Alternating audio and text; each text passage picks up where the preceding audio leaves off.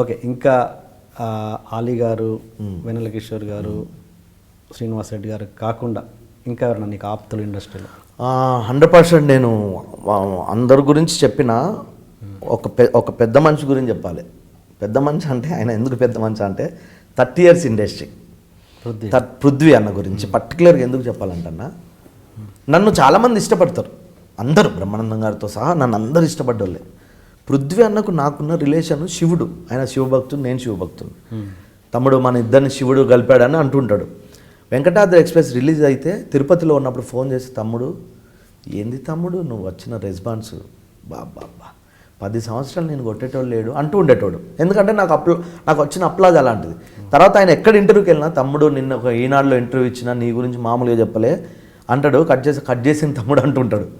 సరే నా మీద ఇష్టంతో చెప్తుండేమో అనుకున్నా. ఒకరోజు రఘుబాబు అన్న, నేను నాగ చైతన్య గారి సినిమా చేస్తున్నా, కళ్యాణ్ కృష్ణ సినిమా. అందులో పోసాన గారు నేను ఫస్ట్ టైం తండ్రి కొడుకులు, మంచి క్యారెక్టర్.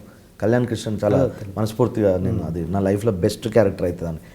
ఆ టైంలో షూటింగ్లో రఘుబాబు అన్న, ఏమైనా పృథ్వీ నీ గురించి బాగా చెప్పాడే అన్నాడు. ఎక్కడ సార్ అన్న? సాక్షిలో నీ గురించి ఎక్కువ చెప్పిండు అన్నాడు.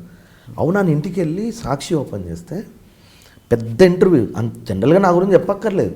ఈ టైంలో మేము పిచ్చి కొంచెం తగ్గిందిగా, మళ్ళీ ఏదో బ్రేక్ వస్తే మళ్ళీ అది తర్వాత విషయం. అయితే ఇంటర్వ్యూ చూస్తుంటే ఆయన అడిగిన క్వశ్చన్కు సంబంధం లేకుండా మాట్లాడి చాలా తెలివిగా చెప్పిండు. అంటే ఆయనకు నా పేరు చెప్పాలనేది ఇష్టం. మీకు ఎవరు కాంపిటీషన్ అనుకుంటానో అన్నాడు. కాంపిటీషన్ ఇక్కడ ఎవరికి ఏముండదు, నా కాంపిటీషను తాగుబోతు రమేష్ అనుకుంటా అన్నాడు. నవ్విండి యాంకర్. అంటే కాంపిటీషన్ అని కాదు, ఆ తమ్ముడు నాకు ఇష్టం, స్వార్థం ఉండదు ఆయన దగ్గర, మంచి కమెడియను, అతన్ని తాగుబోతుగానే చూస్తారు, అందులో చాలా వేరియేషన్ ఉన్నది అని నా గురించి అంత గొప్పగా చెప్తే నేను షాక్ అయి ఫోన్ చేసి, అన్న ఏంటన్నా జనరల్గా ఎవరన్నా అడిగితే పెద్దోళ్ళ గురించి చెప్తారు, లేకపోతే మీ గురువు లాంటి లెవెల్లో, ఆయన గురువు ప్రభాకర్ రెడ్డి గురించి చెప్తా అంటాడు ఎప్పటికీ, అలా చెప్తారు నా గురించి. అంటే తమ్ముడు నువ్వు నాకు ఇష్టమైన కమెడియన్, నీలాంటి కమెడియన్ నేను చూడలే తమ్ముడు, నీలో స్వార్థం ఉండదు, నీ స్వార్థం ఉండదు, నువ్వు చాలా మంచోడి, నీ గురించి 100% నువ్వు చెప్పుకోకపోయినా నేను చెప్పుకుంటా అన్నాడు.